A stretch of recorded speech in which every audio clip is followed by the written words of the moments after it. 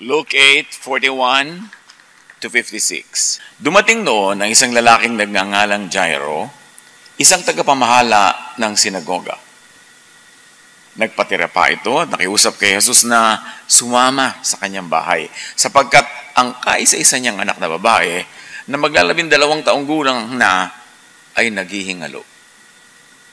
Habang naglalakad si Jesus papunta sa bahay ni Jairo, siniksik siya ng mga tao. Nagsasalita pa si Jesus nang dumating ang isang lalaking galing sa bahay ni Jairo. "Patay na po ang inyong anak," sabi niya kay Jairo. "Huwag na po ninyong abalahin ang guro." Nang ito'y marinig ni Jesus, sinabi niya kay Jairo, "Huwag kang matakot, manalig ka lamang at siya'y gagaling." Pagdating sa bahay, wala siyang sinama sa loob kundi sina Pedro, Juan at Santiago at ang mga magulang ng dalagita. Nag-iiyakan ang lahat ng naroon at kanilang tinatangisan ng bata. Ngunit sinabi ni Jesus, "Huwag kayong umiyak. Hindi patay ang bata. Natutulog lamang."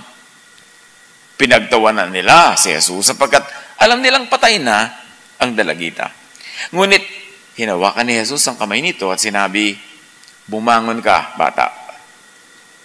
Nagbalik ang hininga ng dalagita at ito'y agad na bumangon. Pagkatapos, pinabigyan siya ni Jesus ng pagkain. Manghang-mangha ang mga magulang ng bata. Ngunit pinagbilinan sila ni Jesus na huwag sabihin kanino man ang pangyayaring ito. Jairus and his daughter revisited. Salamat, Panginoon, dahil maaari po kaming magbabalik-balik sa napakagagandang mga kwento, mga naganap nung kayo ay narito sa lupa. Turuan nyo kami na hanapan ng mga sariwang kahulugan, mga bagong application ito sa aming buhay at nang sa gayon, patuloy kaming makinabang sa inyong mga katuruan at sa inyong mga mababalaghan na ginawa dito sa lupa. Be our teacher, our preacher, be our friend. We praise you, O Lord Jesus, and we thank you, Father, in the name of your Son, our Lord Jesus. Luke 8:41 to 56, isa-isahin natin muli. Then a man named Jairus, a synagogue leader, came and fell at Jesus' feet, pleading with him to come to his house because his only daughter, a girl of about 12, was dying. Isang miserabling kalagayan. Magkasakit lang mga anak natin. Kumisan, natataranta na tayo. Ito pa, naghihingalo. At matagal na siguro naghihingalo ito dahil sobra na ang pagdurusa ng taong ito, ng ama. Daig pa siya siguro yung pagdurusa ng anak niyang may sakit. Salamat na lang at pumunta si Jesus sa kanilang lugar. As Jesus was on his way, the crowds almost crushed him. While Jesus was still speaking, someone came from the house of Jairus, the synagogue leader. "Your daughter is dead," he said. "Don't bother the teacher anymore." Hearing this, Jesus said to Jairus, "Don't be afraid, just believe, and she will be healed." Loaded ng kahulugan. Dalawa ang ipinagagawa sa kanya ni Jesus. Isang don't at isang do. Don't be afraid. And do believe. Gagaling, mabubuhay na muli ang iyong anak. Pagtuunan natin ang pansin ang sabi ni Jesus na yan. Belief. Sabi niya, just believe. What is belief? Belief is thought. And according to Jesus, thought heals. Belief, thought heals. In other words, thought creates and recreates the physical world, reality. Patay na yung bata, pero sabi ni Jesus, manalig ka. Mababago na yung pananalig ang nangyari sa kanyang katawan na namatay na siya. Nababago ng pananalig, nababago ng isip, ng iniisip, ng diwa, ang physical world. You can bend physical reality with thought, with faith. So the power of thought is really the focus of this story. But the power of thought is gravely underdeveloped, underused, even among the very religious. Ang nade-develop kasi lalo sa mga relihiyoso, fear, yung kabaligtaran ng do not fear. Yung fear. Fear blocks and counteracts belief and power. It blocks recreation of reality. Nakaka-paralyze ang fear. Kasi oras na natakot ka na, nagapos, natali, nakulong ka na ng iyong takot, hindi ka na makakagawa ng dapat magawa. Ang isip ay sumasara, dumidilim, humihina, nawawala ng lakas, pag sinakmal ng takot. Anong dapat ginagawa ng mga tunay na mananampalataya? Believe in, think of, talk about what you want to happen. Dumating ang messenger from the house of Jairus, meron siyang topic. Topic niya, patay na ang bata, huwag nang abalahin pa ang guro. Let's give up, tanggapin ang katotohanan, ilibing na lang ang bata, huwag nang papuntahin pa si Jesus sa inyong bahay. Useless. Yun yung thought niya. Yun ang message niya. Yun ang topic niya. Pinalitan ni Jesus, sabi niya, believe, do not be afraid. Mabubuhay ang bata. Yun ang topic ni Jesus. Mga kapatid, pag pumupunta sa inyo ang inyong mga kaibigan, nagte-text, nagme-message, anong topic nila? Kayo mismo, pagka nagte-text o nag-share, nagpo-forward, anong topic nyo? Topic ba ng kamatayan, ng kawalang pag-asa, o topic ng pag-asa? Topic ng kagalingan. Kasi, kung ano ang iniisip, yun ang magaganap. Depende, siyempre, kung malakas kayo mag-isip. Marami mga tao, ang lakas mag-isip sa nega. Yung ako, hindi matutuloy yan, mag-fail yan, walang mangyayari yan, babagsak ka, mabibigo ka, ganyan-ganyan. Negative ang thought. At maraming tao, ang lakas nila mag-isip pag negative. Kaya natatambakan ng kutakot-takot na negative ang buhay nila. Sa pag-unawa, sa napakarami mga himala ni Jesus at katuruan ni Jesus, once again, we shall attempt to touch on some quantum physics principles. Just a little bit. So we can triangulate our understanding of truth. Madagdagan ng one more leg, ang paa ng mesa na gusto nating magamit at tungtungan sa pag-unawa ng maraming matataas na bagay. When we mention quantum physics and physics laws, principles, we propose that we take one step further and see the very possible connection between spiritual laws and quantum physics. Sa tagal-tagal na po ng inyong lingkod na nagsasaliksik, nag-aaral, nagtatangkang umunawa ng Scripture, ang laki-laking tulong na tingnan ang mga itinuturo sa Scripture, lalo ni Jesus, from the lenses of science. Why? Because God is the author of natural law and science is just all about natural law. Kaya mahalagang maintindihan din yan. Huwag tayong matakot pag ganyan na yung mga topic. Yung iba na nosebleed na, inilalabas na yung mga panyo dahil, ay, quantum physics, kakatakot. Pero hindi rin naman naiintindihan sa ibang angle yung mga katuruan. So, let's attempt. But we will not belabor to explain every time we mention quantum physics. Those interested may pursue this approach to understand and apply biblical teachings in new ways. Ngayon, yung ayaw, edi wag. Pero wag mangontra. Kasi again, kabaligtaran na naman yan ng pananalig. Anong itinuturo lagi sa atin ng Scripture, lalo ni Jesus? Ask and hope. Insist even. At ito naman sa quantum physics, tinatawag na observe, tunnel for what you want to happen. Natatandaan natin yung kwento ng Panginoon tungkol sa babaeng balo na may kaso siya at siguradong matatalo siya sa court dahil nabili na nung kalaban niyang mayaman at makapangyarihan yung desisyon ng hukom. Pero hindi siya tumigil ng kakakatok, kapupunta sa bahay ng hukom na ito. Lagi niyang inilalapit ang kanyang kaso na kahit napaka-imposible sa tingin ng lahat. Pero sabi ng judge, naku, matahimik na lang ang buhay ko, ibibigay ko na ang gusto ng babaeng ito. Yan ang tinatawag na tunneling. Tinatawag yan sa Bible na faith, insistence, steadfastness. Tinatawag naman sa quantum physics yan na observe, tunnel. Isipin mo yung gusto mo mangyari, ipilit mo ng ipilit, and do the natural thing to do, observe natural law also. Tulad ng babaeng yun, hindi lang siya nagdasal sa bahay niya. Pinupuntahan niya talaga yung judge, kinukulit niya. So pinaglakit-lakit yung kanyang pananalig, yung kanyang pagpipilit, at yung kanyang natural and normal actions to be taken kung meron ka talagang gusto maganap. That's the equivalent of quantum tunneling. At alam natin na nangyayari yung gusto niya maganap. Ibinigay sa kanya. Ang daming teaching ni Jesus sa ganyan, yung huwag kang tumigil ng kakakatok. Tulad yung tinuturo niya na, may kaibigan kang dumating, hating gabi, wala ka maipakain. Kumatok ka sa kapitbahay mo para humingi ka ng maipapakain sa bisita mo. At kahit natutulog na yan, sasabihin pa niyang nakapaligid na yung mga anak ko sa higaan, tabi-tabi na kami, tulog na kami. Huwag ka na, bukas ka na bumalik. Huwag kang tumigil ng kakakatok. Babangon din yan, ibibigyan niya sa iyo yung kailangan mong tinapay. Quantum tunneling yun. Iba lang ang tawag. A phenomenon wherein a particle can penetrate a barrier that it should not be able to go through. Quantum tunneling yun. Anything that can happen will happen given enough chances.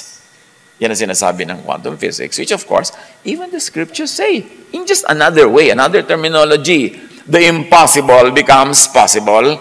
At sabi nga ng Anghel kay Maria, with God, nothing is impossible. Quantum mo yan. I-tunneling mo yan. At magaganap yan. In other words, give yourself, give your aspirations many chances. Pastor, 2 beses na po ako nag-fail sa bar. 3 mo, iha. Talaga po? Apatin mo, 5. Pagsasawaan ka ng failure, maipapasa mo rin yan.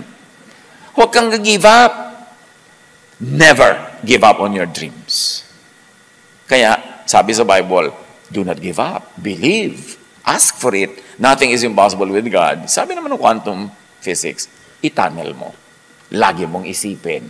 Tapos gawin mo kung anong practical thing to do, mangyayari yan. Strive many times. Get as much help as necessary. Kaya mga iba, ipag-pray niyo ko, nakakatulong yon. Kasi maraming nagpe-pray, maraming nagtatunneling, maraming nagkukwantum yan, maraming asking in faith, at kung taimtim ang kanilang pananalig, at ikaw naman, ginagawa mo yung practical, nagpapapray kang pumasa sa exam, hindi mag-aral ka, mag-review ka. Ganun, gawin mo kung anong pwede mong gawin physically, then the spiritual matter will be taken care of by the Spirit of God. Siguradong magtatagumpay ka. Ang problema lang, masyado tayo na condition ng failure. Ay, hindi mangyayari yan. Hindi yan matutupad. Ganito, ganyan-ganyan. Mahirap lang po kami. Pagka tinuturoan mo yung tao, bobo lang po ako. Wala po akong alam. Ikaw na nagsasabi, di yan ang mangyayari sa reality mo. Kasi yan ang sinasabi mo. Subukan nyo ito yung umaga, mga nalamin kayo, ang ganda ko. Susundin din kayo ng salamin na yan pagdating ng panahon. Hindi siya pwedeng manalo sa pananalig. Pero siyempre, gagawin nyo rin yung practical para matupad yung hinihiling ninyo. So, meron kayong gusto, maraming hadlang, do everything. Sabi naman ni Jesus, knock, and the door will be open to you. It's the same thing. Huminto muna tayo ngayon ng kaiisip, mga kapatid. Isa lang ang tanong ko sa inyo. Meron ba kayong napakahalagang pangarap na give up nyo na? Pick it up today. Tuloy nyo yan. Nothing is impossible with God. And nothing is impossible for those who believe. Paniwalaan ninyo yung mga gusto nyo maganap sa buhay nyo. Basta mabuti, ha? Yung hindi masama sa kapwa, yung mabuti sa inyo. Kasi nga dapat nakasunod din yan sa kalooban ng Diyos. Hindi nakakontra. Pag pinaglakip-lakip mo yung kalooban ng Diyos, yung gusto mo, tapos yung natural law, ginagawa mo kung ano yung dapat, and then you focus on it, you pray for it, you think of it, you talk about it, you tunnel, you quantum it, imposibleng hindi yan maganap. Don't give up on your dreams, especially those that you really like to happen in your life. Yun ang ibig sabihin ng meron tayong pananalig sa Diyos. Katulad ng nandito sa ating illustration about this mini bundok. Sa normal life, kung meron kang napakalaking bola, kailangan mong iakyat doon sa bundok, hindi mo maiakyat-akyat, ang hirap-hirap. Ang tunneling, itong ginawa nung nasa baba, binangga niya ng binangga yung bundok, at sabi ng quantum physics, sa kauulit mo niyan, lulusot ang iyong bola, makakarating sa kabilang dulo. Yun din yung sinasabi, by faith, it will happen. Nothing is impossible. Agree ang scripture at saka yung science. Ano bang layman's explanation? Diyan sinasabi na yan at tunneling. Normally, if the height of the barrier is greater than the energy of the ball, you have to roll it up the hill. But in quantum physics, there is a phenomenon where the ball will just simply pass through the barrier. At yan yung inuulit-ulit nating kwento sa Luke 18:1-8. The persistent widow, the impossible, became possible because with God, nothing is impossible. All possibilities spread out in all directions, including a direction that is beyond the barrier. Since there is a possibility that it can appear beyond the barrier, it will eventually.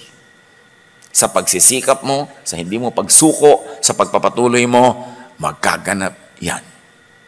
Paniwalaan mo. Ang pinakamalaking sagabal na matupad ang ating mga ginugusto at hinihiling, yung hindi tayo naniniwala sa sarili nating iniibig na mangyari. Tayo na mismo ang pumipigil sa ating sarili. Tulad ng gusto mong kumain sa isang restaurant, nasa labas ka pa lang, baka mahal, wag na lang dyan. Ikaw na mismo ang pumigil sa sarili mo. Baka hindi ako pwede dyan. Ang daming ganon. Yung pag may nakitang magandang lugar, baka hindi ako pwede dyan. Bakit hindi mo subukan? At pag ayaw pa rin nila, ayaw ka pa nilang tanggapin, magtrabaho ka doon, mag-empleyado ka, di nakapasok ka rin. Maraming paraan. But do not think of and do not glorify what you do not want. Tandaan nyo yan. We were created in God's image. And one of the meanings of that is that our thought has power. Our words have power. Sabi nga ng Panginoon, let there be light. O, nagkaroon ng light. Sinabi lang niya, nilikha tayo sa image ng God. Tapos sinasabi mo sa sarili mo, hindi naman siguro ako magtatagumpay. Mabibigo siguro ako. Siguro ganito, ganyan. E di yun nga ang matutupad kasi may kapangyarihan ang yung salita. So sabihin mo lang yung gusto mo mangyari. Yung ayaw mo mangyari, huwag mong sabihin. Huwag niyong pag-usapan. Ang daming mga tao, pag nagtitipon-tipon, ang pinag-uusapan nila lagi, yung mga tao nakakainis. So nag-glorify yung mga deeds ng nakakainis. Yun ang nagiging reality mo. Nainis ka tuloy. Huwag niyong pag-uusapan yung mga nakakainis. Kasi inilulublob niyo ang sarili sa mga bagay na negative. Ang pag-usapan yung mga, di ba sabi sa scripture, whatever is worth thinking of, whatever is noble, whatever is beautiful, whatever is holy, think about such things. Piliin kung anong pinapapasok sa utak at pinapalabas sa bibig at ginagawang topic sa mga discussions. Yan man ay electronic discussion or in-person discussion. Sa Matthew 8:13, then Jesus said to the Roman officer, go back home because you believed it has happened. And the young servant was healed that same hour. May lumapit kay Jesus. May sakit ang kanyang katulong. Inilapit niya. Sabi ni Jesus, umuwi ka na. Naniwala ka matutupad yung pinaniwalaan mo. At gumaling nga yung servant. Meron naman mga dadalaw sa'yo kumisan sa ospital. Pagtingin sa'yo, kawawa ka naman. Yung kilala ko, ganyan 3 araw lang namatay na. Lumayas ka dito. Magdadalaw ka, ang daladala mo, bad words. Kahit sa expression ng iyong muka, kahit nakita niyong saksakan ng payat, saksakan ng ganito, huwag naman kayo magpahalata. Dapat ang daladala niyo, positive spirit. Hindi yung negative. Bantayan natin. Kasi even our facial expression are words in the spiritual realm. Matthew 21:22, you can pray for anything. And if you have faith, you will receive it. Mark 5:34, and he said to her, daughter, your faith has made you well. Go in peace. Your suffering is over. Hindi sinabi ni Jesus na, daughter, I made you well. Namnamin nyo yan. Sabi niya, your faith has made you well. Kaya dapat dinedevelop natin ating faith at dinidisiplina na ang tinutumbok lagi niyan yung mabuti, yung maganda, yung kaibig-ibig. Mark 9:23, sabi kay Jesus, Lord, if you can, pwede nyo kaming pagalingin. What do you mean if I can? Jesus said, anything is possible if a person believes. Siyempre, add obedience to natural law. Pag naniniwala ka, susuportahan mo yan ng practical actions. Naniniwala kang gagaling ka, kainin mo yung mga pagkain na nakakapagpagaling, gawin mo yung lifestyle na nakakapagpalakas ng katawan, sasamahan mo siyempre ng practical action. But your faith, your thought, and your relevant work create and recreate your reality.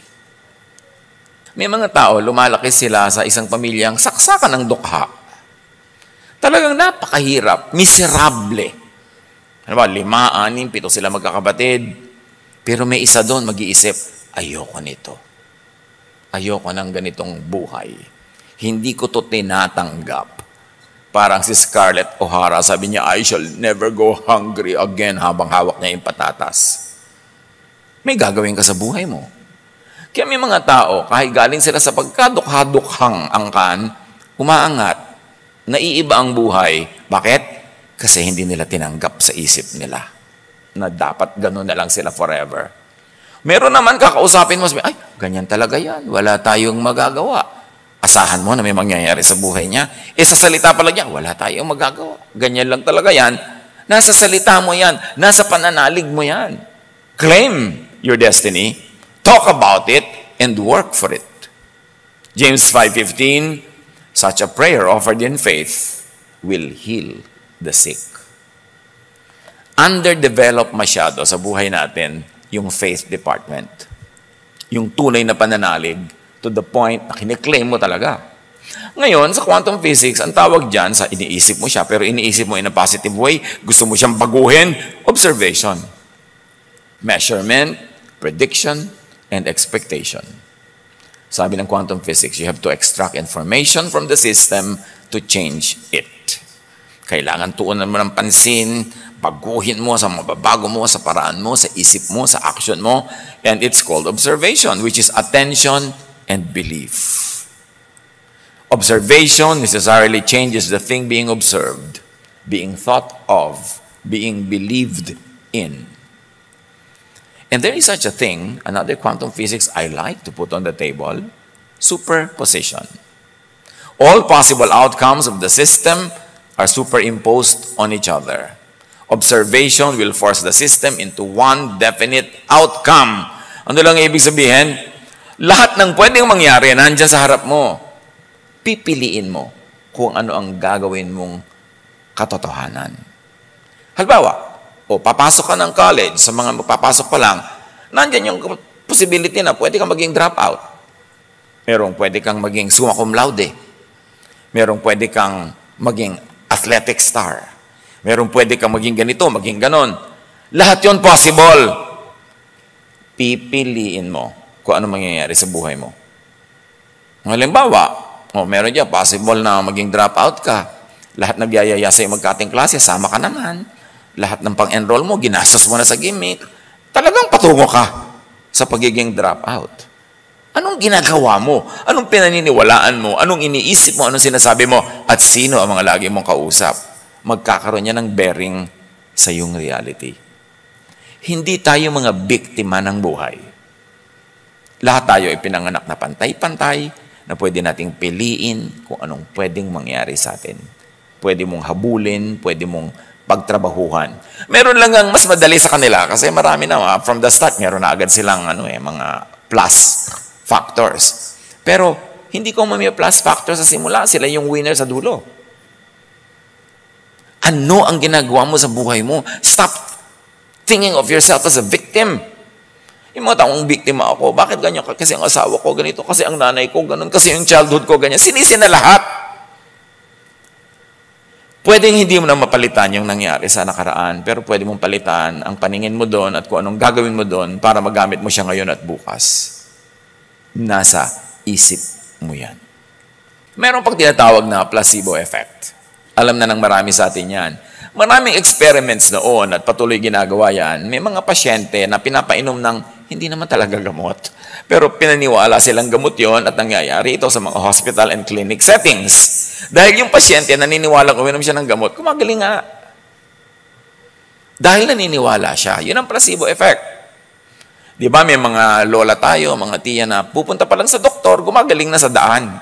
Kasi naniniwala siyang mapapagaling siya ng doktor na yon. Sabi kasi ng placebo effect, believing in a treatment creates a healing effect, even if the treatment is not supposed to heal. Your brain can convince your body with a fake treatment, the so-called placebo effect, and thus stimulate healing. Kaya meron pa nga tinatawag silang faith healing. Dahil naniniwala ka, pwede mangyari. Pero eto yung doktor, pagpasok sa clinic, sabi mo sa kasama mo, doktor ba yan o bangkay? Bakit ganyan ang itsura niyan? Ayaw mo na agad maniwala sa kanya, sa palagay mo.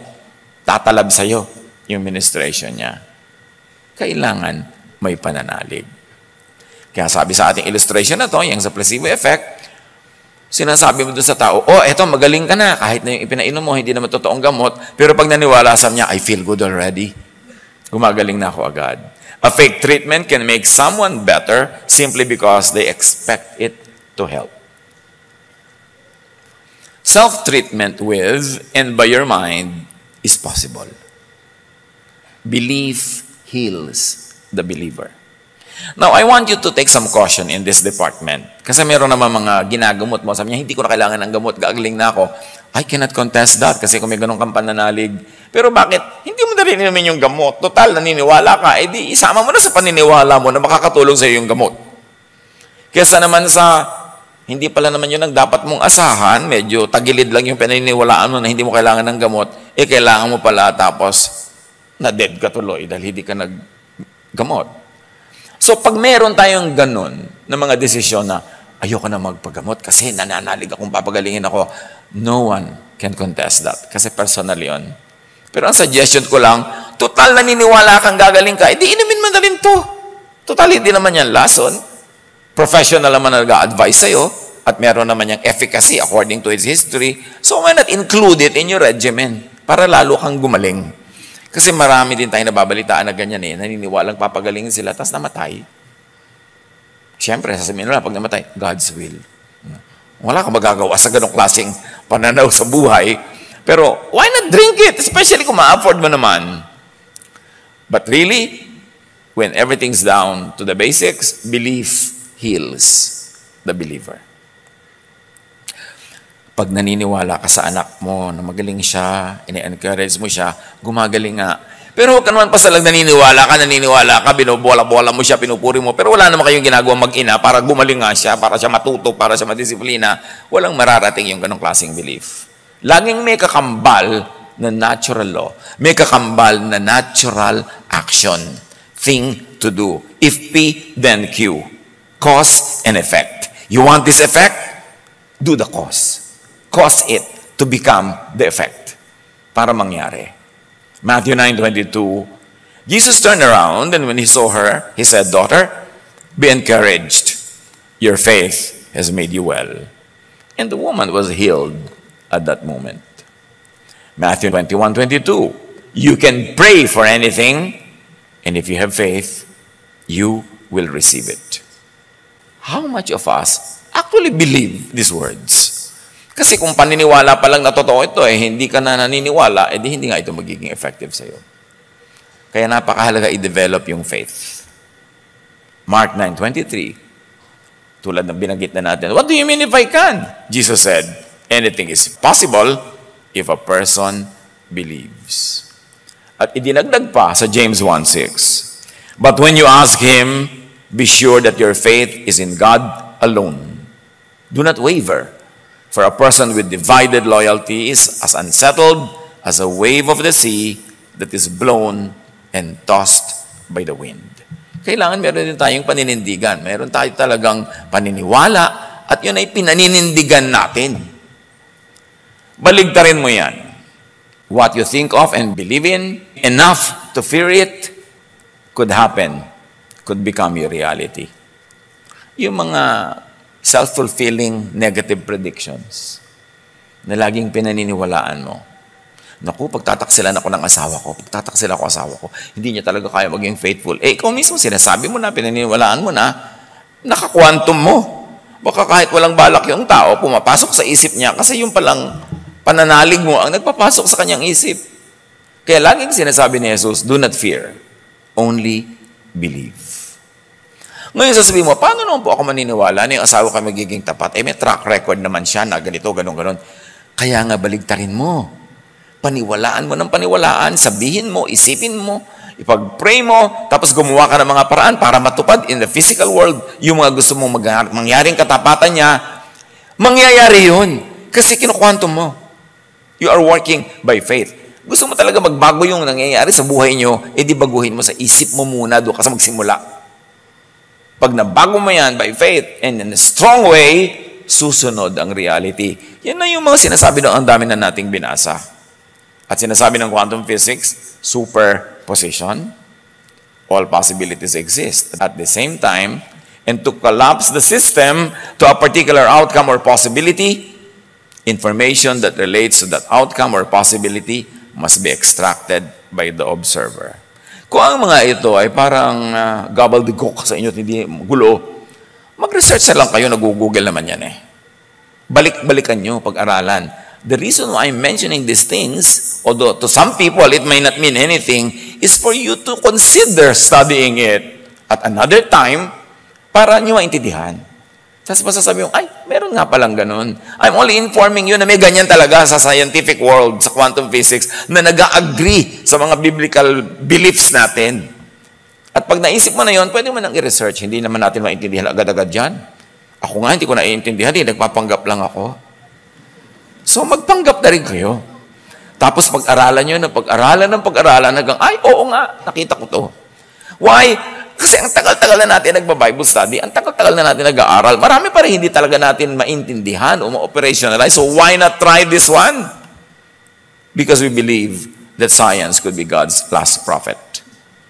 Yung talaga magpapaliwanag ng maraming hiwaga na hindi maipaliwanag ng relihiyon, pwedeng ipaliwanag ng science. And don't be allergic to science because God is the God of science. God is the author of natural law. And all sciences are only premised on unchanging natural laws.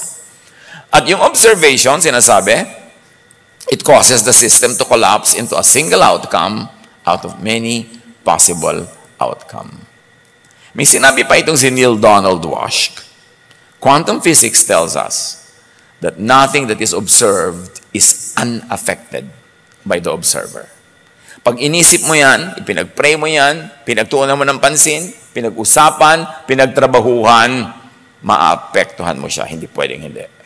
That statement from science holds an enormous and powerful insight. It means that everyone sees a different truth because everyone is creating what they see. At kung minsan, yan ang problema sa conservative religion. Hindi ka binibigyan ng karapatang mag-isip for yourself. Dinidikta na sa'yo kung anong paniniwalaan mo.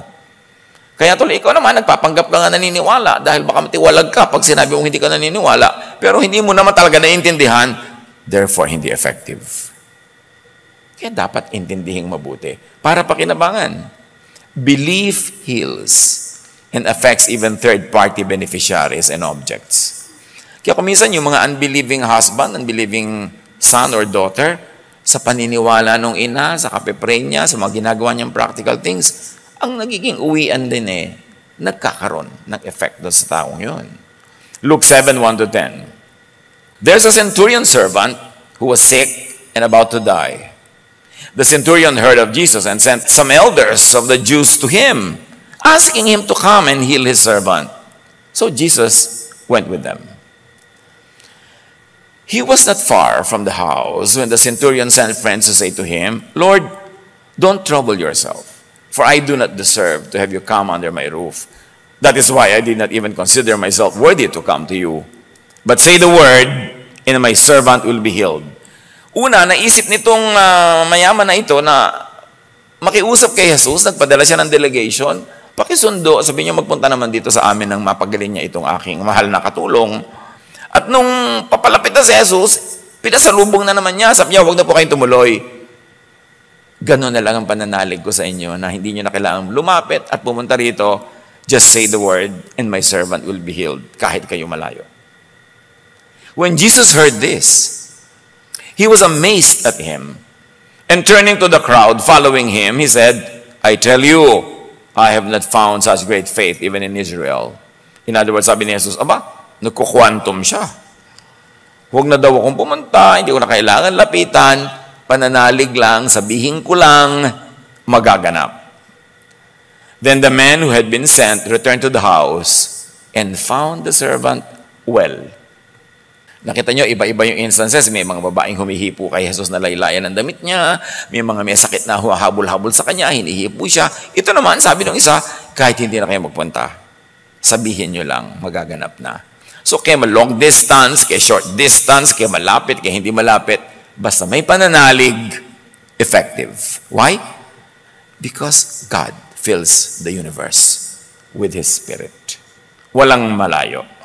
Walang malapit. Ang point lang, nananalig ka ba?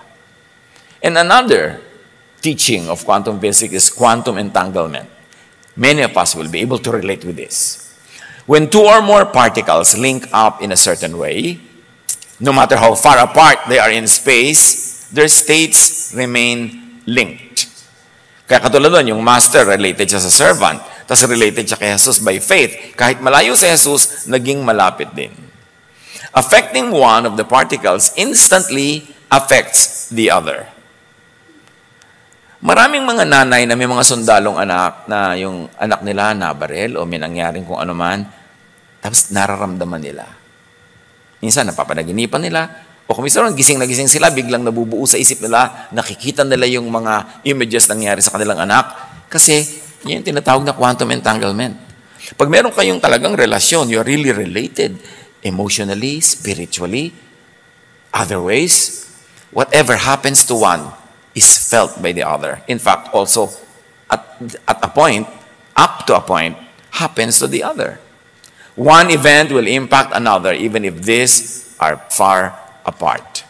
Kaya itong ating illustration ng tinatawag nating quantum entanglement, nakita nyo sila ay dalawa, pero meron silang entanglement, meron silang koneksyon, yun man ay pag-ibig, yun man ay espiritu, yun man ay pagkakaunawaan, kahit malayo yung isa, ay actually connected pa rin sila. Kaya sinasabi ng iba, kung minsan merong na iniisip mo, naisip ko rin. Yung nararamdaman mo ka rin kahit magkalayo.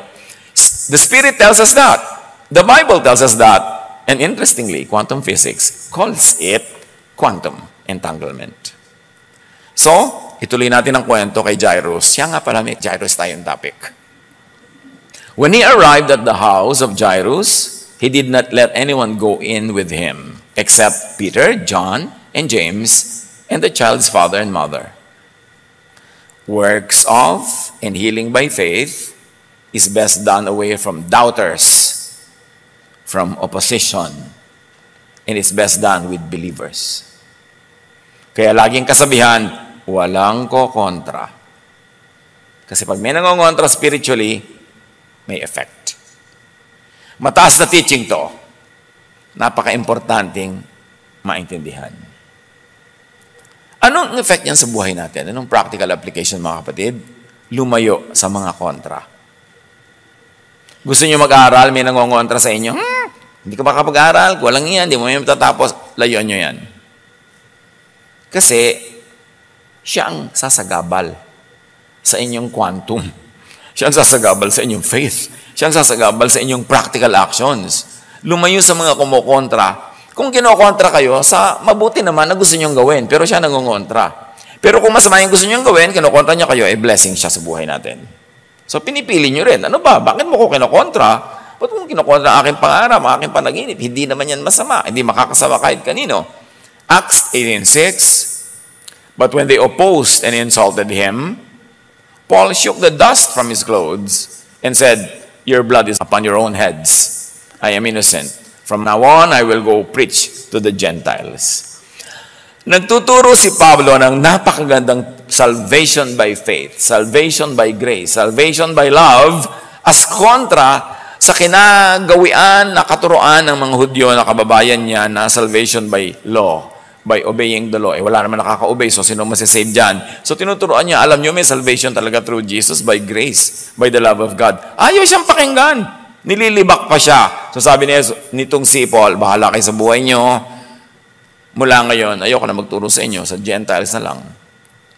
Itinatabay ng lack of faith, ang otherwise ay great teaching or teacher. Mga kapatid, pag nakakarinig kayo ng teaching, lalo kung pinanggagalingan naman, meron namang history of credibility, meron namang history of training or education, or meron naman siyang body of works na magpapatunay na isa naman siyang seryosong scholar o mapag-aral, maniwala muna kayo at makinig bago kayo huwag maniwala at libakin siya. Kasi kayo mawawalan.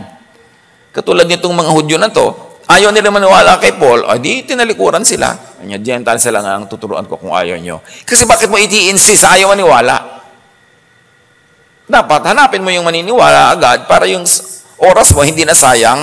Nagtanim ka sa matabang lupa na munga agad kasi pipilitin mo yung lupang ayaw namang tanggapin yung seed na itatanim mo. 1 Corinthians 1:10, let there be no divisions in the church. Rather, be of one mind, united in thought and purpose. Bakit kailangan may unity sa church?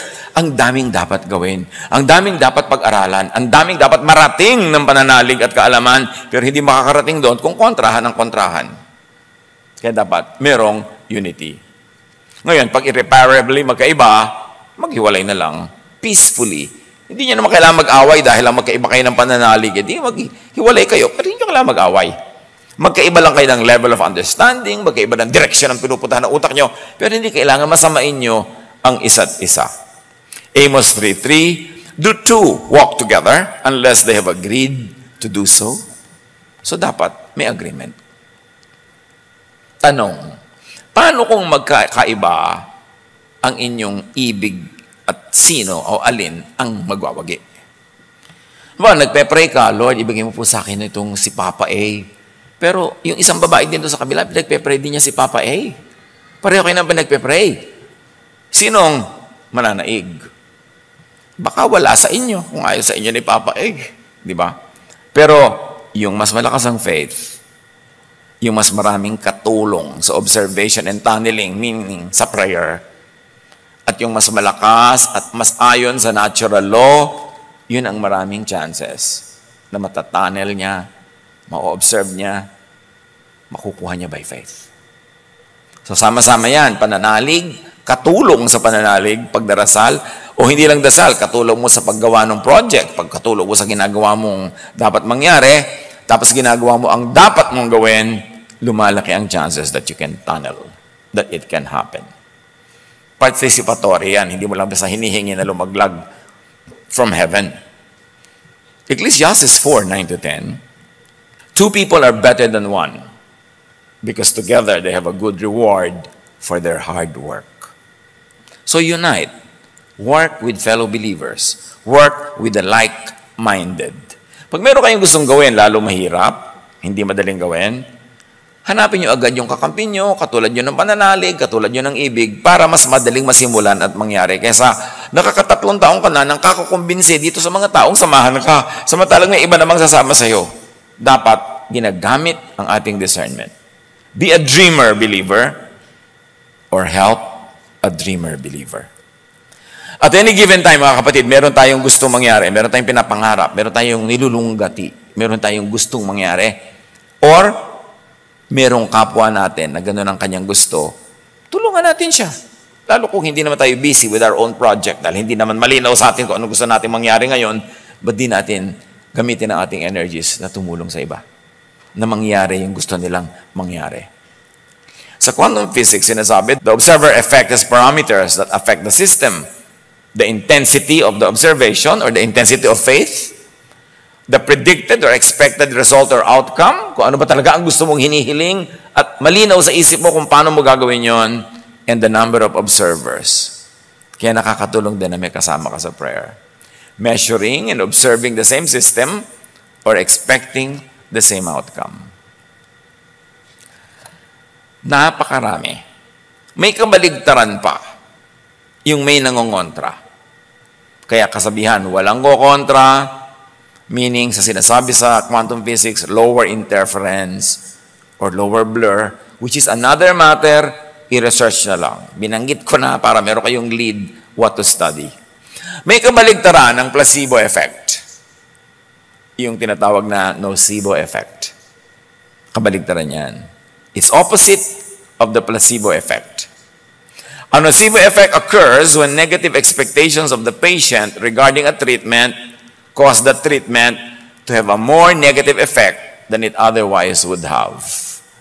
Yung lagi mong iniisip, binibigyan ka ba lang ng gamot, ma-allergic ako dyan, ma-allergic ako, ayan, na-allergic ako. Hindi ko pa nga itinuturok, no, na-allergic ka na agad. Pagka nag-expect ka na maraming negative, you can make it happen. Yun naman yung nocebo effect. Maraming ganun. Papakainin mo pa lang, naku, masama sa akin yan, kung ano mangyayari sa akin. Mangyayari nga dahil lagi yun ang pinapasok mo sa iyong isip. Alam niyo yung pagkain, Diyos naman ang gumawa ng mga pagkain. Huwag kayo lagi magbintang na masama yan, masama yan, masama yan. All in proportion, all in moderation, and all in timing. Pero wala naman siguro talagang as it is, masama yung pagkain na yun. Pero pag minamasama mo, lalo na yung kakain ka, mahilig siya mag-diet, yun ang lagnat niya ngayon, mag-diet. May kakainin ka, titingnan ka, kakainin mo yan? Bad yan for you. Lumayas ka rito, ito ka sa kabilang mesa. Kung bad sa'yo, sa'yo na lang. Sa akin, good. Yung binabad trip ka, kakain ka nga. Nagsisimula ka palang kumain kung ano na ibibigay sa'yo. Alam mo, yung kilala ko, kumain niya, namatay. Alam mo, may kilala rin ako kamo, nagsasabi niyan, siya ang namatay. Gusto mo, i-quantum kita. Maraming mga negative eh. Suriin nyo nga mga kapatid, yung mga tao sa buhay nyo, mga karakter ko negative. Ang hirap eh, lalo kung asawa mo, o nanay mo, o kapatid mo. Pagka north ka, south siya. May kilala kayong ganyan? Pag gusto niyo kumain ng malamig, gusto niya mainit. Pag gusto niyo maligo, ayaw niyang maligo. Laging kabaligtaran, yung buong buhay mo, pagod na pagod kang kumbinsihin lang siya na sumama siya. Identify niyo yon and keep distance. Kasi walang mangyayari sa buhay niyo. The nocebo effect refers to the observation that expectation of sickness or even death may promote such an outcome. In effect, that the power of belief results also in negative outcomes. The negative belief of the person will be self-fulfilled. So, i-review nyo kung anong mga pinaniniwalaan ninyo. Lagi na yun, Pastor, end of the world na po ba? So, tigilan nyo na nga. Pagod ako. 40 years ko na sinasagot yan eh.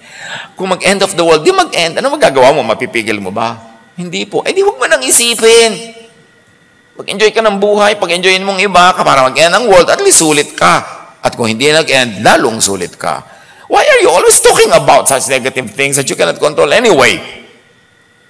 Naku, darating na po yata si Jesus. Bakit? Kasi po, ang dami na pong lindol, ang dami na pong mga gumuguhong mga bundok, ang dami nang nalulunod. Ibig mo sabihin, pag darating si Jesus, sasabihin niya sa mga ushers, magpalindol na kayo, pumatay na kayo ng mga tao, magpuputo kayo ng mga bulkan dahil darating na ako. Ganun ba si Jesus? Ano ba pinag-iisip natin tungkol kay Jesus? Mga itinuturo sa atin ng religion na takutin tayo ng takutin. Anong kinalaman kung darating si Jesus na kailangan maraming mamatay? Practical knowledge ang magsasabi sa iyong maganda yan. Sasabihin ni Jesus, darating na ako, lunurin na ang mga 3 continents. Paputukin lahat ang bundok, pasabugin lahat ang mga lason sa mga pabrika, pasabugin ang mga sakit. Bakit po? Darating na ako eh. Yun, review your faith. Kasi ang daming negative. Lahat ng binabasa nyo, lahat ng pinaniniwalaan nyo, i-review nyo. Kasi dapat agree sa common sense. Yung common sense mo, every single cell in your brain tells you, wala yatong sense. Pero dahil sabi ng relihiyon, papaniwalaan mo na agad talaga. Binigyan tayo ng Diyos ng utak para gamitin, para mag-isip. So, avoid the negative outcomes. Yan yung nocebo effect. Makikita naman natin sa illustration natin, sinasabi sa iyo na, ay, may masama mangyayari sa akin, may masama, ayan, nangyayari na nga. Mangyayari na nga. Control your life by controlling your thought. Kaya naman lagi ang turo ni Jesus, do not fear. Lalo na, do not think of and talk about and glorify the nega. Meron kayo nakakainis sa kamag-anak, bakit siya ang lagi niyong pag-uusapan? Bakit hindi niyo pag-usapan yung nakakatuwang tao? May mga pangit na nangyari, bakit lagi yun ang pag-uusapan ninyo? Uso pa ngayon kahit sa mga social media, yung ang ganda-gandang mga artista nung araw, ipapakita lang yung picture ngayon na kulukulubot, na ang tanda-tanda na. Bakit kailangan mo ipakita yan? Nangyayari naman talaga sa lahat ng tao. Why can't we just enjoy the idea that somebody could be beautiful at a certain period of her life, and after that, her beauty changes? Bakit kailangan i-glorify? Para matakot ka, tatanda ka rin, kung ano-anong iniisip mo. Marami tayong dapat control na gawin sa takbo ng ating utak. Balik kay Jairus. Meanwhile, all the people were wailing and mourning for her. O yan, nega na. Iyakan na sila. Stop wailing, sabi ni Jesus. She is not dead. She is not nega, but only asleep. Positive. Nakita niyo how Jesus counteracts all negativism. Kaya ako, mga kapatid, kung kayo, pamangkin ko sa Facebook, ayoko ng crying emoticons. Yung ganyan. Pag nakakita ko ng ganyan, sa pamangkin, tigilan mo yan, ibablock kita. Lalo na yung bumabaha ng luha, dalawang mata, ang dami-daming ganon. Bakit makailangang lagyan yung page ko ng mga nag-iiyakang emoticon? Ayoko niyan, bigyan mo ko ng masaya. Kasi yan ang iniisip mo, yan ang mangyayari sa'yo. Kung kayo mahilig maglagay niyan, tingnan nyo buhay nyo, siguro malulungkutin nga kayo. Because the emoticons you put there is your prayer. It is your thought. It is your prayer. Kinukwanto mo. Nangyayari nga. Kaya tigilan ng kada drama. Mag-isip ng mabuti, yung maganda, palitan nyo ang nangyayari sa buhay. So, pinagtawanan si Jesus. They laughed at him, knowing, meaning believing, observing, tunneling, that she was dead. Mga unbelievers, doubters, kontra. Pero actually, dead naman talaga. Sanay naman talaga silang may mga dead. Kaya hindi mo naman sila masisisi na maniwalang dead nga yung babae. Pero, ito yung point once in a while, expect miracles. Kahit once in a while, huwag mong tanggapin yung reality kung may better reality that you can think of, that you can quantum, that you can pray for. Huwag mong laging tanggapin, ganito na talaga ako kasi. Huwag mong laging ganun, magbigay ka ng kahit konting puwang sa pag-asa na maiba yan, na yung patay ay mabuhay, yung mahirap ay magkapera, yung hindi masyadong matalino ay maging bright, na ikaw ay maging binibining kangkungan.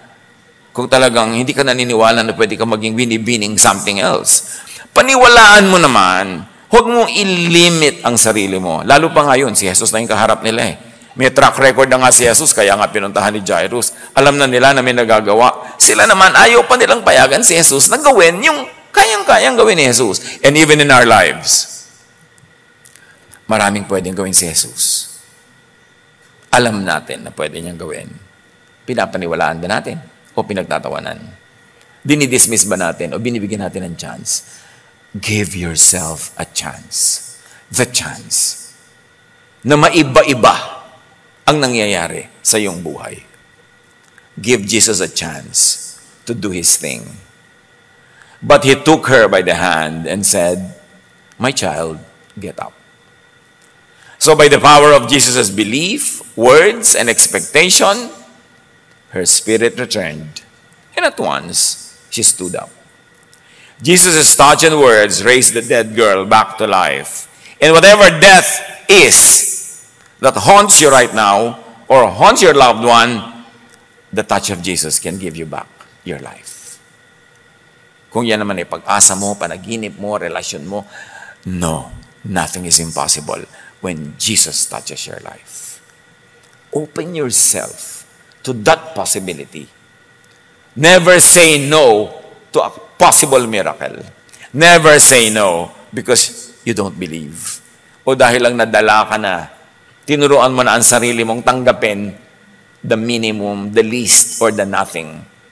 Give yourself a chance because Jesus is God of impossibilities. Kaya tayo may pananalig. Operationalize that. Gusto nyo through the road of religion, of faith, or through the road of science, pareho lang yan. Pwede mangyari. James 5:16, the prayer of a righteous man, or woman, syempre, the prayer of a righteous person is powerful and effective. At ang righteous dyan is by Jesusness, not by Phariseesness. Kasi again, pag sinabi ng mga righteous, prayer of a righteous daw is powerful. Ano ba yung righteousness? Baka tungkol na naman yan sa law, hindi yan ang tinutukoy ni James. Luke 7:14-15, then he walked over to the coffin and touched it. May patay kasing ililibing And the bearer stopped.